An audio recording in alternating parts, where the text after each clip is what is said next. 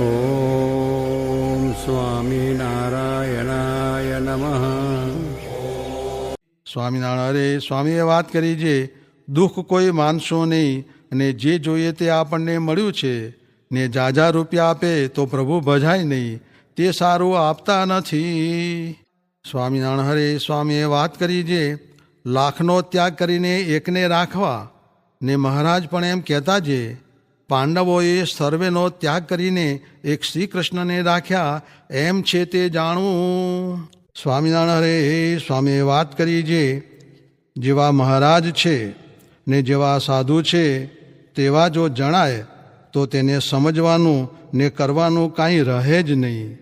ત્યારે પૂછું છે, જેવા મહારાજ છે ને જેવા સાધુ છે તેને જાણ્યા હોય તેની કેવી સમજણ હોય?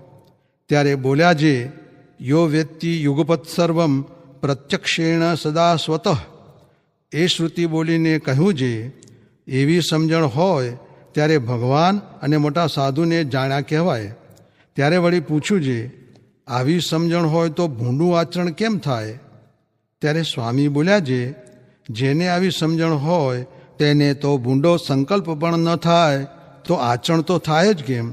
તે જેને જેટલું ભૂંડું આચરણ થાય છે તેટલું અજ્ઞાન છે, અને જેટલું અજ્ઞાન છે તેટલો જ કુસંગ થાય છે. સ્વામિનારાયણ હરે સ્વામીએ વાત કરી છે, ગામ બગડમાં એમ વાત કરી છે, અંતર પકડે તેને ભગવાન કહીએ. ત્યારે હરિશંકરભાઈએ પૂછ્યું છે, અંતર પકડ્યું તે શું સમજવું? ત્યારે ઉત્તર કર્યો છે, પોતાની મૂર્તિમાં જીવને ખેંચી લે ને તેનો દોષ વર્તીને તેના ઉપર વાત કરીને દોષ ટાળે તે અંતર પકડ્યું કહેવાય. સ્વામિનારાયણ હરે સ્વામીએ વાત કરી છે, ગાંધારી આંખે પાટા બાંધી રાખતી તો પણ તે સતી ન કહેવાણી, ને કુંતાજીને કુંવારા પુત્ર થયો હતો, ને દ્રૌપદીને 5 પુરુષ હતા તો પણ સત્યુ કહેવાણ્યું. સ્વામિનારાયણ હરે સ્વામીએ વાત કરી છે, આપણે ધર્મ પાળવો, ત્યાગ રાખવો, તપ કરવું, નિયમ પાળવા વગેરે ક્રિયાઓ સાધનની છે, તે પોતાના કલ્યાણને અર્થે નથી, તે તો બીજા જીવોના કલ્યાણને અર્થે છે. ને અમારે તો ઝીણી વાતું છે તે તમને જાડી કરી દઈને સમજાવવી છે.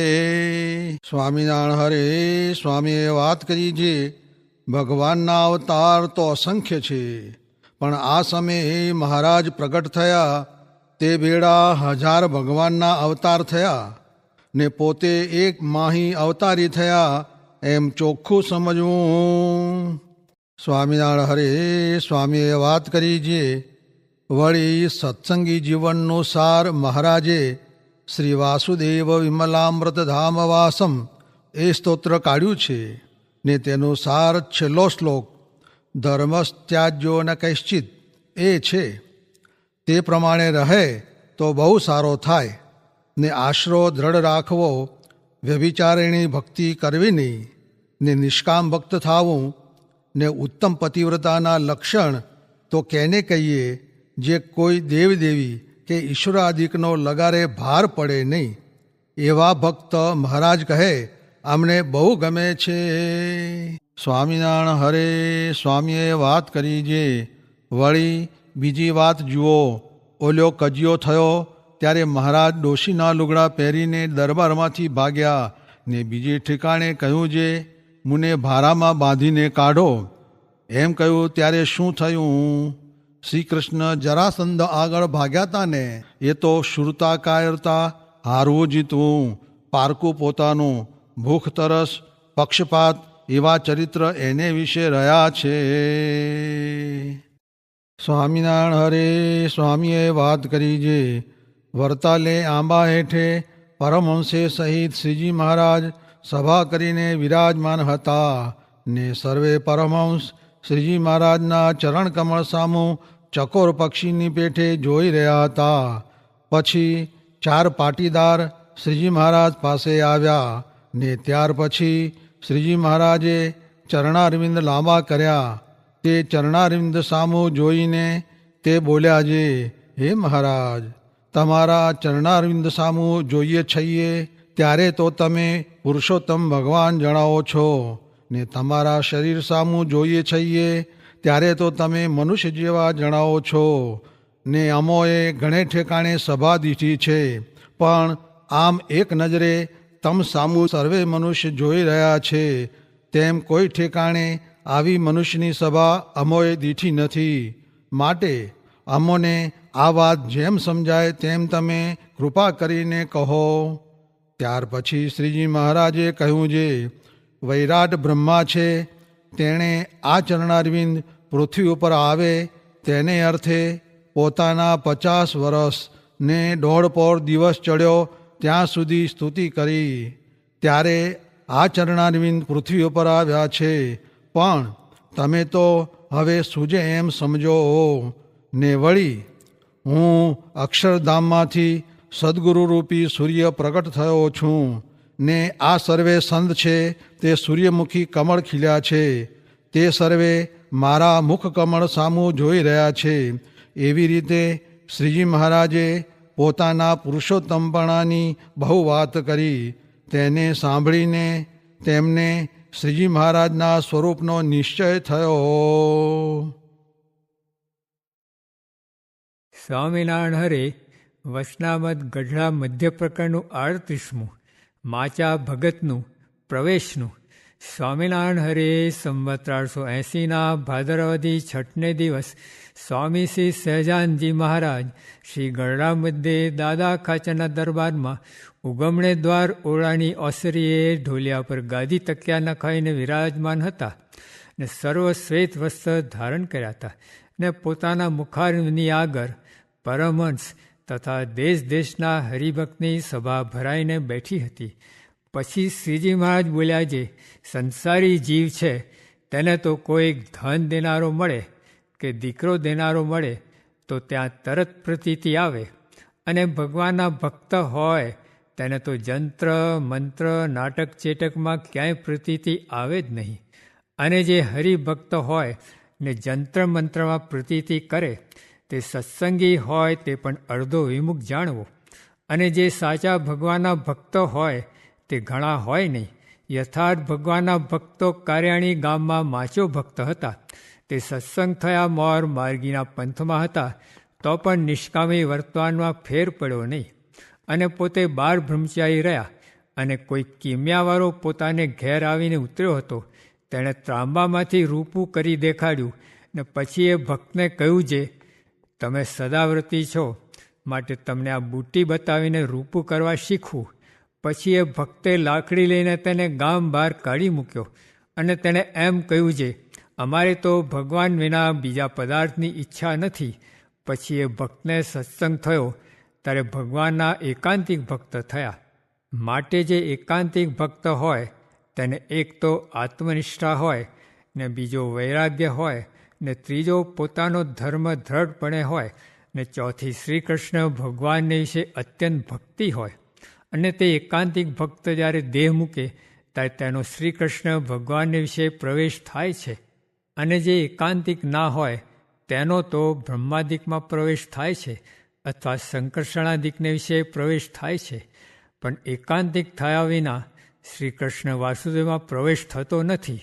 તે પ્રવેશ તે એમ સમજવો, જે જેમ અતિશય લોભી હોય તેનો ધનમાં પ્રવેશ થાય છે, ને જેમ અતિ કામી હોય તેનો મનગમતી સ્ત્રીમાં પ્રવેશ થાય છે, ને જેમ ઘણી દોલતવાળો હોય ને તે વાંજ્યો હોય ને તેને દીકરો આવે તો તેનો દીકરામાં પ્રવેશ થાય છે, તેમ એવી રીતે જેનો જીવ જે સંગાતે બંધાયો હોય તેને વિશે તેનો પ્રવેશ જાણવો. પણ જેમ જળમાં જળ મળી જાય છે ને અગ્નિમાં અગ્નિ મળી જાય છે તેમ પ્રવેશ નથી થતો. એ તો જેને વિશે પ્રવેશ હોય તેને પોતાના ઈષ્ટદેવ વિના બીજા કોઈ પદાર્થને વિશે હેત ઉપજે નહીં ને એક તેની જ રટના લાગી રહે ને તે વિના જીવે તે મહાદુઃખના દિવસ ભોગવીને જીવે પણ સુખ ના થાય. ઇતિ વચનામૃતમ. એવી રીતે ગઢડા મધ્ય પ્રકરણનું 38મું વચનાવત જે તે થયું. પરમ પૂજ્ય પ્રમુખ સ્વામી મહારાજની અમૃતવાણી સંપુટ 10 અક્ષરધામ સ્મૃતિ ભાગ 2. સ્વામિનારાયણ ભગવાનની જય. અક્ષર પુરુષોત્તમ મહારાજની જય. ગુણાતીતાન સ્વામી મહારાજની જય, ભગતજી મહારાજની જય, શાસ્ત્રીજી મહારાજની જય, યોગીજી મહારાજની જય. અક્ષરધામ મહોત્સવની જય જય જય જય. પછી યુવક મંડળ બધાની પણ છે. હવે અત્યાર સુધી આપણને બધી જાતની સૂચનાઓ મળી છે. સેવા કેમ કરવી, કેવી રીતે કરવી, કેવા ભાવથી કરવી, એનું ફળ શું છે, આ બધી વાત આપણા સમક્ષ કરવામાં આવી છે. અને પૂજ્ય યોગીજી મહારાજ કહેતા તો બ્રહ્મ વિદ્યાની કોલેજ છે. યુવકો માટે ખાસ પોતે કહેતા કે આ બ્રહ્મ વિદ્યાની કોલેજ એટલે સત્સંગમાં આપણે જોડાયા અને સત્સંગની અંદર આપણે આવ્યા છે તો જેમ કોલેજમાં જઈને જે વિદ્યા ભણીએ છીએ એ વિદ્યાની અંદર સતત ધ્યાન રાખીને એ પ્રોફેસર જે કહે એ પ્રમાણે જો બરાબર વ્યવસ્થિત વાંચે, કરે અને અભ્યાસ કરે તો એમાં સફળતા સારી મળે. અને જોગી મારે કહે કે ફર્સ્ટ ક્લાસ ફર્સ્ટ, એમને એવું જ હતું કે જે આપણે ભણવું છે એમાંય ફર્સ્ટ ક્લાસ આવવું, સત્સંગ સેવામાં પણ ફર્સ્ટ ક્લાસ આવવું, ભક્તિ કરવામાં દરેક કાર્યમાં ફર્સ્ટ ક્લાસ છે પોતે કહેતા. એટલે એ કોલેજમાં આપણે જોયેલા જ બધા. એટલે દરેક ગામમાં આપણા મંડળો ચાલે છે અને એ દરેક ગામના બધા ગુજરાતમાંથી આવ્યા છો. એટલે એ મંડળોની અંદર આપણે આ બધી ટ્રેનિંગ લઈને આવ્યા છે. આ ઉત્સવ સમય આવ્યા છે હું શું કે ત્યાંથી ટ્રેનિંગ લઈને હતા, કારણ કે આપણો આ ઉત્સાહ તો 5 વર્ષથી આપણું કામ ચાલે છે અને 5 વર્ષથી વાત કરતા જ આવ્યા છે કે અક્ષરધામ સર્વોપરી છે અને સેવા કરવા જવું છે. ઘણોનો ઉત્સાહ, બહુ ઉત્સાહથી લોકો જોડાયા. અને જ્યારે છેલ્લો સમય આવ્યો તો પણ આ બધા જે મંડળોની અંદર ટ્રેનિંગ લીધેલી, જ્ઞાન લીધેલું, તે ઘડીએ પણ ઘણી ઘણી પ્રસંગોમાં કરી છે. એટલે એ રીતે તૈયાર થઈને આવ્યા છે. પણ હવે આ સમયો મોટો છે અને સમયની અંદર આવ્યા છે એટલે એ પણ આપણે જે ડેલિયા કોલેજોની અંદર જે પ્રેક્ટિસ કરીને આવ્યા છે એનો અહીંયા આગળ આપણે નંબર લેવાનો છે. દરેક માણસ, દરેક ભક્તો જે સેવામાં આવ્યા છે બધાએ નંબર લેવાનો. કે નંબર લેવાનો એટલે જે સૂચનાઓ મળી છે, હમણાં ડૉક્ટર સ્વામીએ કહ્યું ને બધાએ કહ્યું છે ને ભાઈ યજ્ઞપ્રિય સ્વામીએ જે સૂચનાઓ આપી તો એ બરાબર ધ્યાન રાખવાનું છે. કારણ કે એમાં જો પરીક્ષા વખતે આડું અવરું આમ જોઈએ તો નાપાસ જ થવાય. એટલે આડું અવરું આપણે કરવાનું નથી. જે ધ્યેય લઈને અહીં આવ્યા છે કે એ જાતની સેવા કરવાની. સેવાની અંદર આપણે મોટી સેવા, નાની સેવા, હું ઓફિસર છું, બીજું છું, કોઈને અહીંયા સેવા માટે તો બ્રહ્મ કોલેજમાં બધાને સરખું જ ભણવાનું છે અને સરખું જ કામ કરવાનું છે અને સરખું જેને જે સોંપ્યું એ કાર્યમાં પૂરી આપણે ધ્યાન રાખીને જો કરીએ તો આવનાર જે સમાજ છે, અહીંયા જે દર્શન કરવા આવશે, ઘણા બધા દેશ પરદેશથી પણ હરિભક્તો આવવાના છે, દેશમાંથી પણ આવવાના છે, બધા મોટા માણસો આવશે, મોટા મહાત્માઓ આવશે. આ બધાએ એવી એક છાપ લઈને જાય કે બસ આ સેવકોએ અમારી બહુ સારી રીતે સેવા સરબરાહ કરી અને આ પ્રમાણે અમારે જે લાભ લેવો તો એ સારી રીતે મળી શકે છે. એટલે આપણી એક વાત તો છે જ કે જે આપણે અક્ષર પુરુષોત્તમ સંસ્થા BAPS એ આપણી સંસ્થાનું નામ છે. એ સંસ્થાની અંદર બધાનું બહુ સારી રીતે લોકો પ્રશંસા કરે. એમની યુનિટી સારી છે, એમની બધાની વ્યવસ્થા સારી છે, સેવામાં પણ એટલા તત્પર, દરેક વસ્તુ એનો ગુણ લઈને ગયા છે અત્યાર સુધી જે આપણે સમયા થયા એમાંથી. એટલે એ આપણે એટલું તો છે જ, પણ હવે કેટલીક વખત શું ને કે આપણને બધું જરા એ આવી જાય કે આપણી બધી સેવા બહુ સારી છે એટલે થોડું બેદરકારી પણ આવી જાય કે આપણું બહુ વખણાઈ ગયું છે. પણ સ્વામી કહે આમાં બહુ વખણાવાની વાત છે નહીં. સેવાનો કોઈ આરો નથી, એની અંદર તો કરવાની છે. ભક્તિનો કોઈ આરો નથી, ભક્તિ કર્યા જ કરવાની. જન્મ્યા તે ઠેઠ આપણે ધામમાં જઈએ ત્યાં સુધી. એટલે બહુ જ અમે સેવા કરી નાખી, બહુ જ અમે ભક્તિ કરી નાખી એવું મનમાં નથી. સેવા તો થાય, કરવાની જ છે. એટલે કોઈ જાતનું માન અભિમાન પણ ના આવે. કારણ કે દાસના દાસ થઈને આપણે સેવા કરવાની. અને દાસ થયા એના પછી કંઈ બીજો વિચાર કરવાનો હોય નહીં. ભગવાન કે ભગવાનના ભક્તના દાસ થયા છે તો આ સેવા તમે બધા દાસ સેવકો છો અને એ રીતે તમે આવ્યા છો. એટલે એમાં બીજો વિચાર કરવાનો હોય જ નહીં. એમાં જે તમારા મંડળના જે તમારા કાર્યકર હોય, સંત વિભાગમાંથી જે કાર્ય કરતા હોય એ જે આદેશ આપે એ પ્રમાણે જ કરવાનું હોય. થોડા દાડા પહેલાં વિવેક સાગરે એક વાત કરી હતી કે એક શેઠ હતા અને શેઠને પછી પહેલાં તે ગુલામીનો ધંધો ચાલતો ને, ગુલામ વેચાય, ગુલામ થયો વેચાય, એને જ્યાં વેચો એટલે ભલે શેઠને જે એની પાસે કામ લેવાનું એટલે એને ના પાડવાનું નહીં. તે ગયો પેલા એ કહે સારું, કે તું એને પૂછ્યું કે તું અહીં આવ્યો છો ખરું પણ ક્યાં રહીશ? તો કે તમે જ્યાં જગ્યા આપશો ત્યાં જોઈ. પછી તું કહે શું ખાઈશ? તો કે તમે જે ખાવાનું આપશો કહીશ. બીજું તારે જે કરવાનું તો શું, તમે જે કામ બતાવશો એ કરીશ.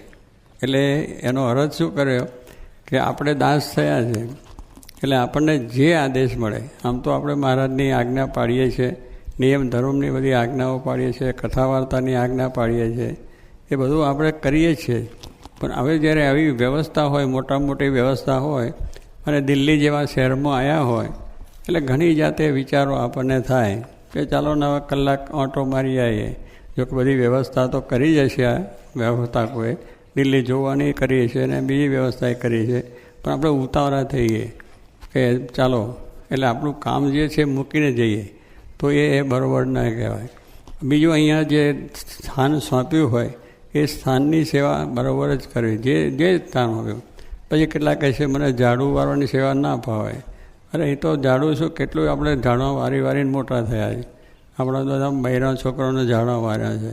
પછી આપણે બધા નોકરીઓ કરે છે ત્યાં ઝાડવા વાર્યા. એટલે કેટલીક વખત કહે છે મને આ પ્રમાણે બધું પેલું શું કે આ સાફ સફાઈ કરીએ એ તો બરાબર છે પણ બીજા કામો સોંપ્યા છે કે ભાઈ કાંઈ અહીં આ સભા મંડપમાં તો આવવાનું ના થાય એવી રીતનું કામ સોંપ્યું હોય ત્યારે થાય. એટલે મારા પેલા બધા બરાબર ત્યાં સેવાનું કામ કેવું લીધું, સારી લીધી કે સભા મંડપની વ્યવસ્થા, એટલે એમને તો બધો લાભ મળે પણ આપણે બીજો દૂર આપી સેવા ક્યાંથી લાભ મળે? લાભ બધાને જ મળે. આપણી જો જ્ઞાન ને સમજણ હોય તો કહે રામ જરૂર કે બેઠ કે સબકા મજરા લે, જૈસે જેની ચાકરી એસા એન્ડ. એટલે ભગવાન છે અને જોગી મહારાજ, શાસ્ત્રી મહારાજ છે એ આપણી જે સેવા જ્યાં કરીએ છીએ ત્યાં દો કહે. તમે છેલ્લા બેસીને જોશો કાં તો તમે ત્યાં તમારા સેવા હાંપી હોય રસોડાની પાર્કિંગ ત્યાં ઊભા રહીને કરતા છે એ ભગવાને બધી જમા થાય છે. એટલે નજીક છે એની જમા થાય છે, બીજાની જમા નથી.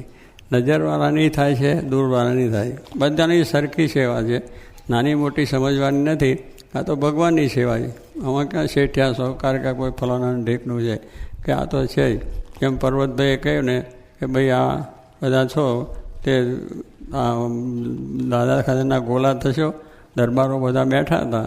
એટલે દરબારો તો પાઘડા બધા જમનદાર હોય ને, વતનદાર, એટલે કોઈને નમે નહીં એવા બધા પૂરો ખાજર સોવડો ખાજર બધા હતા.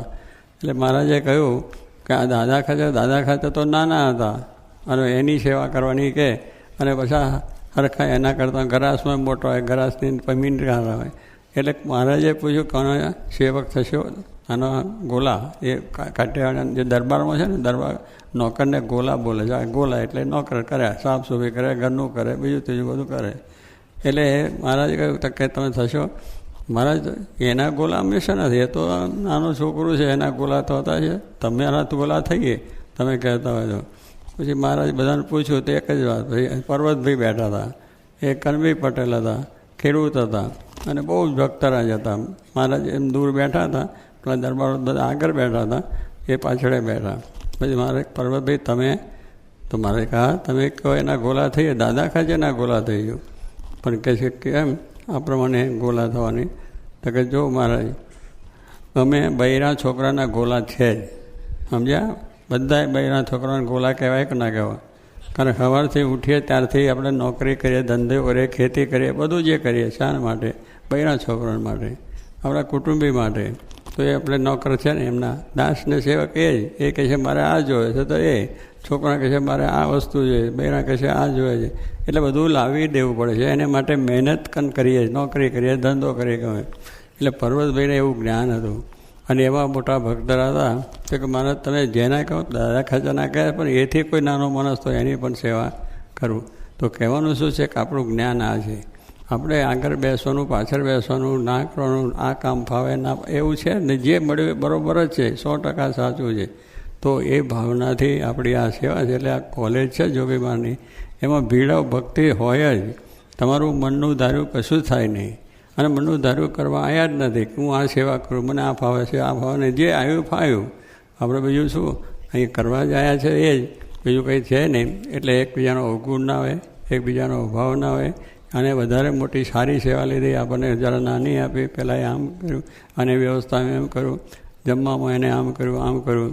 પછી વળી હમણાં વડોદરાવાળાએ બધું કર્યું ને, આ બધી સભા ઓલો સંવાદ રહેજો, એમાં મિલલ હમણાં છે, મિલલ બેઠો હતો અહીંયા. એ વળી કહે હું તો પૂજાનો જ દર સ્વામિનારાયણ દર છે એ સેવા કરું લો. એને હોંપી નથી તો પણ એને મનના ધારી સેવા થઈ ગઈ.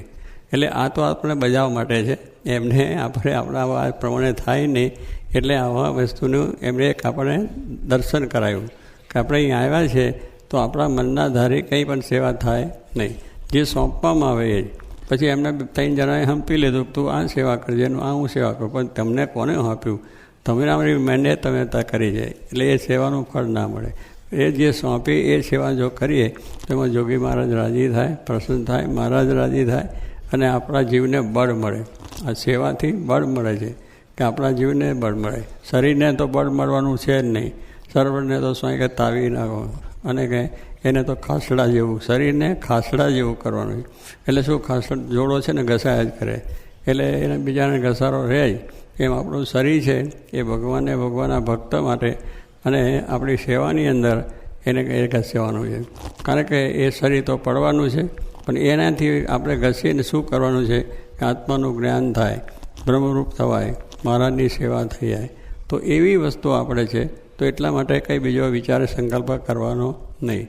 આપણે એક જ વિચાર છે કે ભગવાન શ્રીજી મહારાજ રાજી થાય અને એમનો રાજીવ પણ હોય. અને આપણે આ સેવા બહુ થઈ ગઈ છે, ઘણા સમય કરી નાખ્યા, એમાં કરી છે, અમારા મંડળો ચાલે છે એમાંય કરી નાખી છે. કેટલાક હરિભક્તોને પણ થાય કે અમે બહુ જ પૈસાથી સેવા કરી, રૂપિયા કરી, એવી બધી ગૌ થાય. કથા વાર્તા બહુ સાંભળી, સભાઓ બહુ કરી છે, ભજન બહુ કર્યું છે, માળા ઘસી નાખી છે બધી, એવું બધું આપણે માનીએ છીએ. પણ એ કંઈ બધું બહુ સેવા એટલી આપણા મનથી માની લઈએ, પણ ભગવાન રાજી થાય એ રીતની જે સેવા થઈ હોય એ બહુ ઉત્તમ વસ્તુ છે. એટલે એનો એમ ના માનવું જોઈએ કે આપણે બહુ થઈ ગઈ, આપણે પૈસા વધારે મળે તો થાય, વધારે ના હોય નથી જોતા, અરે હજુ એથી વધારે મળે તો સારું, બંગલો 1 હોય તો ના 2 મળે તો સારું, 5 થાય તો સારું. કારણ કે એ બધા વ્યવહાર સંસારમાં તૃપ્તિ થતી નથી. હોય ખાવાનું મળે, રોટલા મળે એટલું હોય તોય ચાલે, પણ ના વધારે મળે, એથી વધારે મળે, બધી વસ્તુ છે. એની અંદર જેમ આપણે આખી જિંદગી ઘસીએ છીએ અને એમાં આપણને કંટાળો આવતો નથી કે કંઈ મુશ્કેલી થતી નથી, કે અભાવ આવતો નથી, એવી રીતે જ આપણે આ સેવાઓ કરીએ છીએ. એટલે એવું નથી કે આ બધા બહુ સમય કરી નાખે ને હવે કદાચ ના થાય તો શું વાંધો છે, હજુય કરવું છે. દેશ રહે ત્યાં સુધી આપણે કરવું છે અને ભગવાનના ધામમાં જવું છે. એટલે આવી રીતનો જે ભાવ આપણા જીવનમાં દૃઢ કરવાનો છે. ભક્તિ કરતાં છૂટે મારું તન. શું કહ્યું? ભક્તિ કરતાં તન. ખાતા પીતા બધી મરવા ફરવામાં કે બીજા જાતના કાર્યોથી જિંદગી પૂરી નથી કરવાની. ભક્તિ કરતાં વ્યવહાર કરો, સંસાર કરો, નોકરી કરો, બધું જ કરો, એમાં ભક્તિ આવવી જોઈએ. ભગવાનને રાજી કરવા છે. હું જે કરું છું એ ભગવાનને રાજી કરવા માટે, કથા વાર્તા કીર્તન સેવા બધું, પણ એ સેવા એ ભગવાનને રાજી કરવા માટેનું આપણું છે. અને ભગવાન છે એ આજ્ઞા મુજબ જેટલી જે સેવા કરીએ એનાથી ઘણા રાજી થાય છે અને અંતે ભગવાનના ધામનું સુખ થાય છે. તો આવી રીતે એક મોટું સેવ જે શાસ્ત્રી જોગી બાપાનો સંકલ્પ કે આ જમનાને કિનારે મંદિર કરવું છે એમનો સંકલ્પ હતો અને બહુ બળિયો સંકલ્પ હતો.